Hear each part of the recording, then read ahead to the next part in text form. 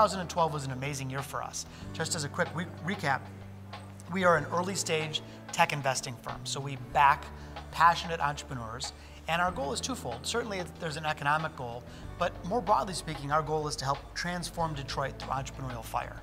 And our theory is that by backing passionate entrepreneurs, we'll create not only jobs, but also urban density and hope. 2012 was an incredible year for us. Over the last 2 years since we started, we've looked at over 2,000 entrepreneurial pitches, which means that entrepreneurship is alive and well in this region. We're thrilled to have backed 15 cool companies, and we're just getting warmed up. So it's very exciting to be part, really at ground zero of the entrepreneurship transformation that is sweeping across Detroit.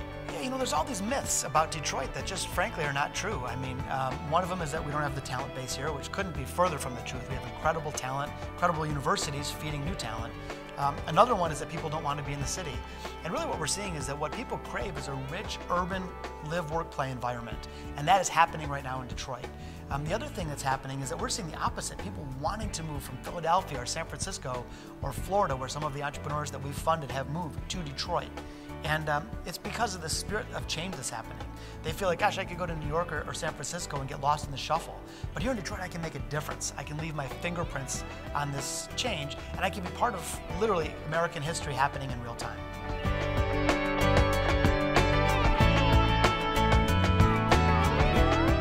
It's so hard because we've made 15 investments, like having 15 kids. It's hard to say which kid is your favorite, but so I'll tell you a couple that are just really exciting companies. One is called Up2, and Up2 is social media sharing, but in the future tense. So if you think about Facebook, you're sharing your pictures from last week. You think about Twitter or Foursquare, that's sharing where you are now. The problem is that that's not actionable. So if you just said, hey, I'm in Birmingham right now, I can't do anything about that. But Up2 integrates with your calendar. It's a mobile app, and you can follow people what they're about to be up to in the future. So I can share calendar items very privately, just with my family or just with my friends or with everybody that I know. And it allows you to track what your friends and other businesses are going to be up to in the future. There's a hot company, a great entrepreneur moved from New York to here, and we couldn't be more excited. They're getting tremendous traction. And I believe, within a couple of years, you'll be thinking about social media. You'll think, yep, there's Facebook, there's Twitter, there's LinkedIn, and there's Up2. Another cool company is called Quickly. Quickly is in the same genre as Groupon or some of the flash sales sites, but it's got a really interesting twist. And they really brought what we like to say a 10x innovation, something that is impactfully more cool and innovative. And what it is a Quickly is two factors that are different. It's time-based and there's variable pricing. Fancy way of saying, the more quickly you respond, the better the deal that you get. So they might launch an offer, it's a $50 Amazon gift card. And if you respond right away, it could be $1. And then people get, after the dollar clears, then maybe it's $2, and then maybe it's $5. And so again, the more quickly you respond, the better your chances are of getting a good price. And so what happens is it almost creates like a Black Friday feeding frenzy. People like leave the meeting with their boss because I want to respond to it quickly. And all the early tests that they've done have been incredibly successful. Response rates that are unheard of in direct marketing. And we see this mechanism, this Quickly mechanism, first there was coupons, maybe then there were sweepstakes, and now there's Quickly. We think this is going to be a powerful mechanism for the future. It could be used not just for selling stuff, but it could be used for, you might buy a mortgage via Quickly, or a car, or a washing machine, or get a job via Quickly. So it's a really interesting platform, passionate entrepreneur, moved from Philadelphia to Detroit, had no Detroit connections, but saw what was happening here and wanted to be part of this renaissance.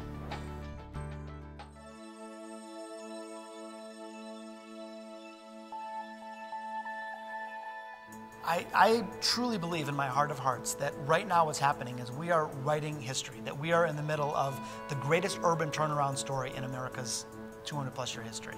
And this is a 5-year period that will be studied for generations to come.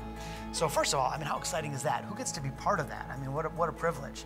And we're seeing it happen in real time. And like I said, the entrepreneurs that are here not only get to witness it, they get to participate, which to me, it's the ultimate act of being an entrepreneur, is wanting to do it in Detroit, not getting lost in the herd on either coast, but being here where you can truly make a mark. So the opportunities are incredible. They're to make a difference, to get their voice heard, to capture media attention, to get governmental support, to have funding, to help fill up previously vacant office buildings. So I think that it's the ultimate act of entrepreneurship to be doing it right here in the D.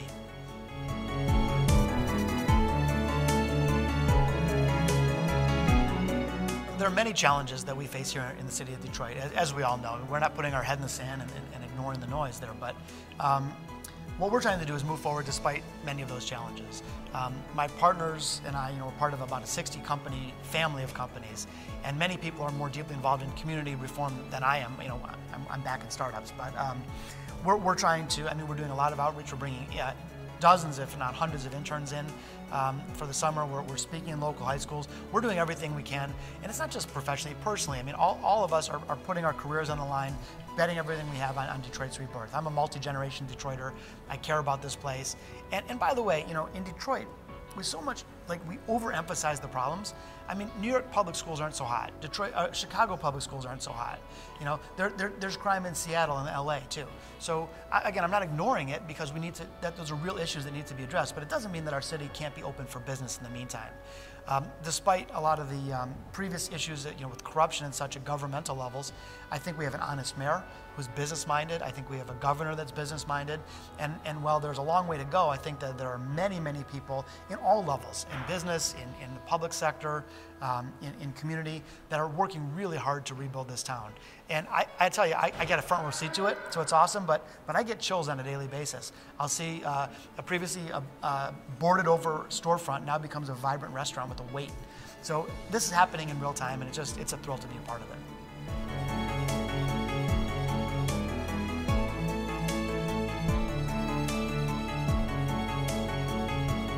So we're in the Madison building right now. This is a 50,000 square foot building. Not only was it 100% occupied the day that we got our certificate of occupancy, we could fill up 3 of these buildings. I get calls every day from people saying, can I come down? Can I be a part of it? So it's happening. My partner, Dan Gilbert, I'm so grateful to have him as a friend and a mentor and a partner. He's got a vision from where we are now at Grand Circus and going up to Campus Martius. There's a few blocks up, straight up Woodward, to try to start with one spot and create as much density as we can there. So he's purchased many of these buildings, he's master leased much of the retail, and so we're trying to create sort of this big bang theory where all those retail stores in a matter of a couple months become filled with the stuff that you'd see in major cities as well.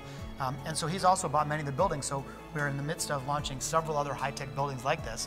And that's been the goal all along. When we start a company here in the Madison building, let's say you start with 2 or 3 entrepreneurs, it grows a little bit, it gets to be 10, 15 people, then we move it out into another building and then replant the seeds here. So the whole theory all along has been for the Madison to be this ground zero, but an up and out mentality. And then as we move them out, then they start to create that density that you're describing. The other myth is that people don't live down here. Here in the Central Business District, residential occupancy is at 98% occupied. The adjacent building here, the Broadrock Tower, had previously been vacant for 20 years. 35-story skyscraper vacant, unheard of in any other city. Meanwhile, they did a project, renovated, made beautiful luxury apartments. Same thing, the day that they had their certificate of occupancy, 100% occupied.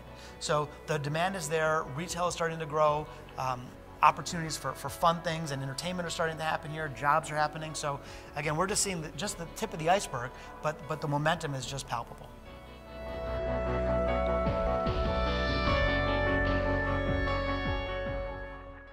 Unfortunately, we still have a black eye on our image on an international basis because of the decay that's happened over the last several decades. Now, there's no use crying about that because it is what it is. So our job is, rather than cast blame, it's to reinvent it. And I think, really that change happened with the Chrysler commercial in 2010. That Super Bowl ad all of a sudden said something very different about what Detroit's all about. And I think that the messages inherent in that and the opportunity Detroit adds and many other things that are happening are symbolic of the new Detroit. And one thing we can't do is we got to get out of the corner. We got to stop holding our head in shame. We don't want to be something else. I don't like it when people say, are you the Silicon Valley of the Midwest? No, we're the Detroit of Detroit. And it's time for us to stop apologizing for what we're not and start celebrating what we are. And the words that come to mind to answer your question, grit and determination. This is a city with a soul. There's deep creative and innovation running through the veins of our people here. And those are the things that we got to tap back into. I look at Detroiters as people who have the wherewithal and the scrappiness to build stuff out of nothing. we're in the trenches building companies. And you know what? It's hard work, and it requires the same fortitude that Henry Ford had when he built these beautiful auto plants. But now we live in a digital age. You don't need a Silicon Valley zip code to have a successful company. In the tech world, you can build stuff anywhere. I think Detroit's the ideal place to do it.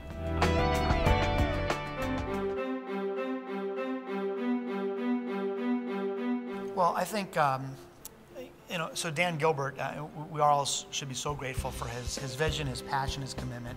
He's investing his capital, he's investing his heart and soul into our great city.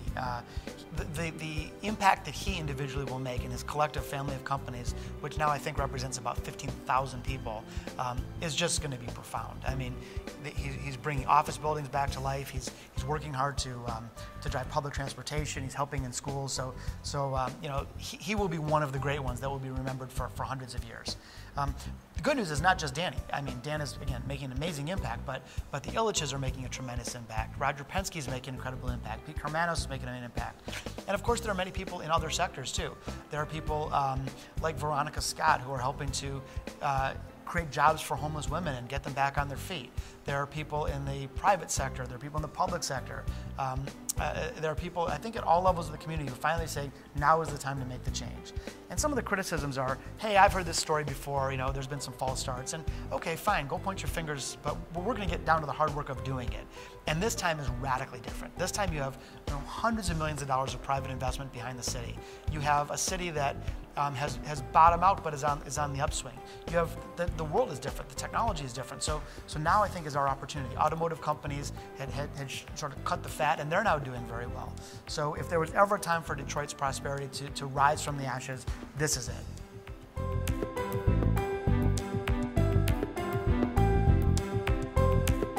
Well, I often say that I'll be telling my grandkids someday about this 5-year stretch when Detroit got back its mojo. And that's what's happening. We're at the early innings here, but it's happening. And so 5 or 10 years from now, what does the city look like? To me, the city rivals the vibrancy of New York or Chicago. It doesn't mean we're going to be New York or Chicago. I don't want to be New York or Chicago. I want to be Detroit. But I think we're going to recapture the spirit, the hearts and minds of the people. It's going to mean that if you want to get an office, you might be on a waiting list. It means that every retail store, instead of being boarded up, is going to be alive and rich with excitement. And so this is going to be a world-class city. It has been in the past, and it's going to be again. In terms of the Detroit Venture Partners impact, we didn't get into this just for economic gain, although that would be a byproduct. But the reason we got into it is to make social change through entrepreneurship. I look at the impact that 2 companies had on Seattle. Seattle wasn't that big of a town. All of a sudden you had Microsoft and Starbucks, 2 venture-backed companies, totally transformed the region. They created jobs. Microsoft millionaires went out and started art galleries. And you think about the collective impact just 2 companies had, transformative. So in our case, we're just hoping for a couple hits. Maybe it's not Microsoft size, maybe it's Groupon size, who knows? But if we can string a series of hits together in the city of Detroit, I think it will make a huge difference. Not even just the direct impact of those companies, but the spin-off impact and the fact that creates hope and it makes other people feel safe that they can come down to Detroit and build their company. I don't mean public safety like safe versus crime. I mean safe like this is a place where I can actually win in the business world. So we're not going to do it all alone. Detroit Venture Partners will certainly not be taking the credit for the city's rebirth. That's going to many, many other people. We're just hoping to play a role in that transformation. And I think that if we can show that entrepreneurship, specifically digital entrepreneurship, can be alive and well and play a role in that revitalization, I'll be very pleased and proud.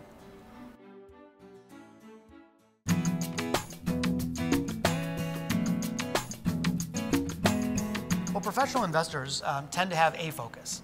And this is the perfect focus for us for many reasons. First of all, that's my background. I mean, I know that. I built 4 tech companies, and my partners are all deeply entrenched in the tech world.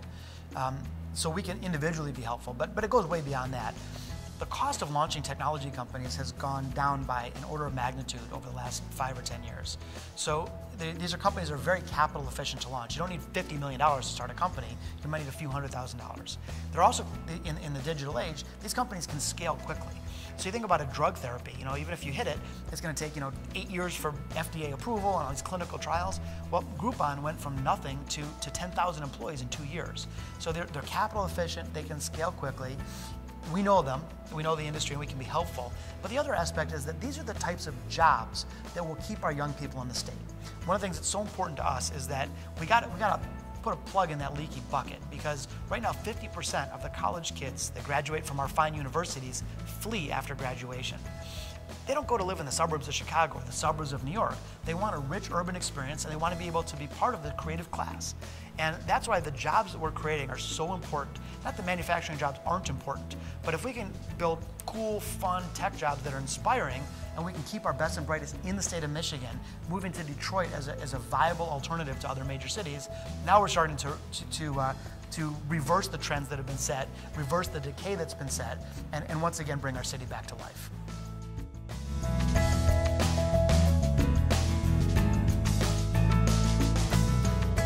I'm excited about so many areas, but the one thing I'll tell you is that I think in other cities sometimes there's like a lot of conflict, and I know there has been in the past, but what I'm seeing is that these various regions, the little pockets in the city, people are working very collaboratively. So like Phil Cooley is leading a huge charge in Corktown, but that's not against us, or we're not all that, it's not competitive. We're cheering him on, he's cheering us on, we're working together. We're excited about the Central Business District. There's Sue Mosley and many others that are in Midtown that are doing amazing things, which we celebrate and just are so thankful and appreciative for. I think Eastern Market and that whole region is super cool. So there's so many of these neat little pockets. And like I said, the exciting part is that they're coming together in a collaborative way, which means to me that that connective tissue will continue to drive the momentum.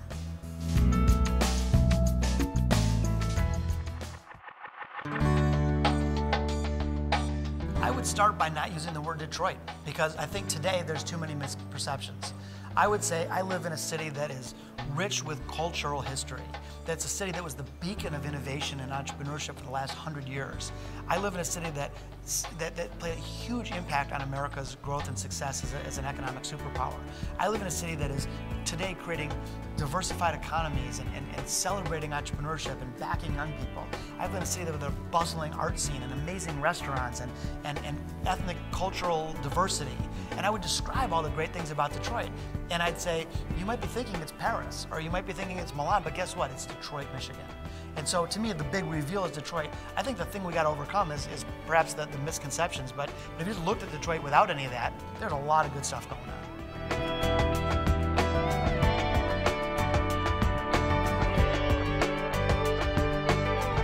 A lot of times people ask me, what can I do to help? And they might be somebody that's in the suburbs, they're not moving down here. Maybe there's somebody in a different state. And I think the best thing we can do to help is all of us rally around this mission and cause. And maybe that's even just telling the story differently. So if you're from Michigan and you now live in Boston, instead of rolling your eyes and having Detroit as a punchline, Detroit is not burning tires in the streets. It's just not. Maybe it was 20 years ago, I don't know, but it's not now. Detroit's vibrant and emerging and coming back. And I think we got to change the story, and we got to recognize that Detroit is the ultimate underdog city. You know, Detroit's like the Rocky Balboa of cities. And let's start telling the story in a way that's exciting and compelling and celebrating the things that are good. And I think that's going to help us all drive the momentum that we seek.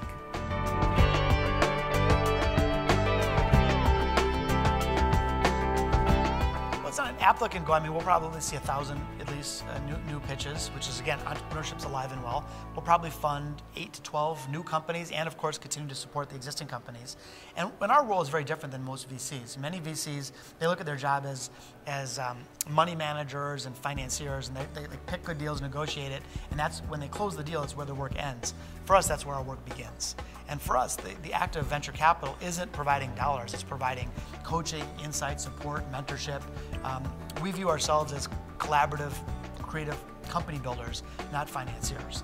And so while capital is one element of one ingredient to the recipe that we provide, I think it's the least valuable. And the most valuable is we give them a home, we give them contacts, we give them credibility, we give them coaching and support, we help them accelerate growth and mitigate risk. And so I'm just excited to continue that. It's an absolute privilege and thrill to do it every day. And when these companies win, it's not just a win for us personally, but it's a win for us all.